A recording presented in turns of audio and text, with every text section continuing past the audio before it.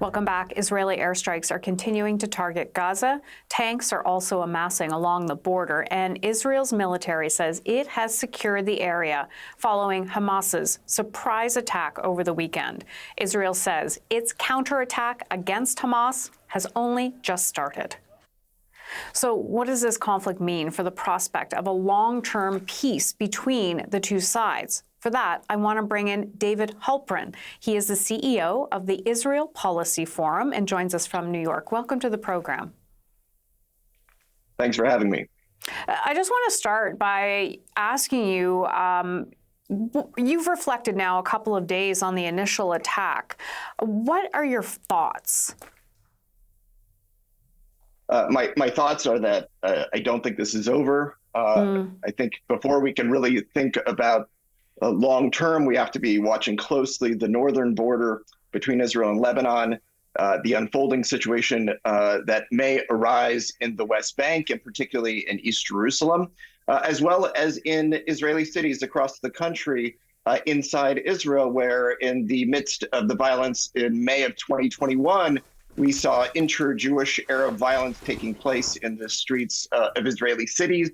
I think all of those compounding developments that could even further complicate this situation is something that I'm particularly watching right now. Now, your organization advocates for a viable two-state outcome to the Israeli-Palestinian conflict. Is such an outcome possible now?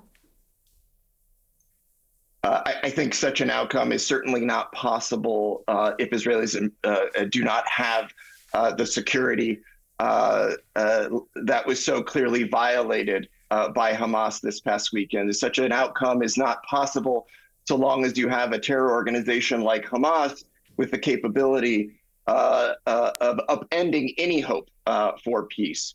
And I think that is right now where our firm concerns are, is to provide security and dignity for Israelis and Palestinians alike. It's simply not possible with the terror organization having the ability to take the kind of horrific, brutal, just unconscionable actions that we saw this weekend. Yeah, absolutely. And we've heard from reporters all day that they expect a ground war. What are your thoughts on that? I think that it appears highly likely that we're headed for some form of ground war, something that Israel has avoided in the many previous rounds of fighting with Hamas and other terror organizations in Gaza. I think that, of course, will lead to a rise in casualties, not only on the Palestinian side, but on the Israeli side as well. And I think that much of the considerations to come also keep in mind where this is headed. Should the fighting intensify in Gaza amidst, again, those concerns I mentioned earlier about the threat on the northern border and particularly in the West Bank. And of course, what comes next? Israel has avoided going into Gaza because it is, once you go in, of course, it is not exactly clear how one gets out. And so we shall see in the coming days. But what is clear is that what was cannot be going forward. The status quo was unsustainable, and something needs to change in the equation so that we do not see the kind of horrific incidents that we saw this last weekend. Yeah, well, let me ask you about that, because really Benjamin Netanyahu has staked his political career on the security of Israel. This was a total surprise to Israel, actually to allies around the globe as well. What does this do to his short-term political position and actually his long-term legacy as well? Look, I think in the short term, I would expect that eventually soon we'll see some national unity government formed inside of Israel.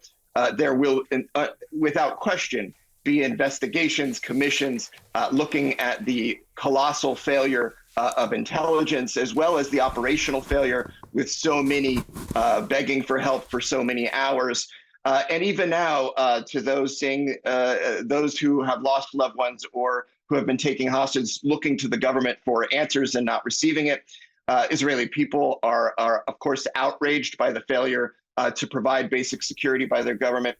This will always, I think, now follow Netanyahu's legacy. It is hard to imagine his political future. But there will be time for that, and there will be absolutely accountability within Israel for a political leadership that became complacent, became promoting a policy that essentially trusted Hamas to maintain quiet in Gaza while directing resources to the West Bank. All of this will be interrogating, but it is very hard to see how Netanyahu's political career will continue unscathed after this.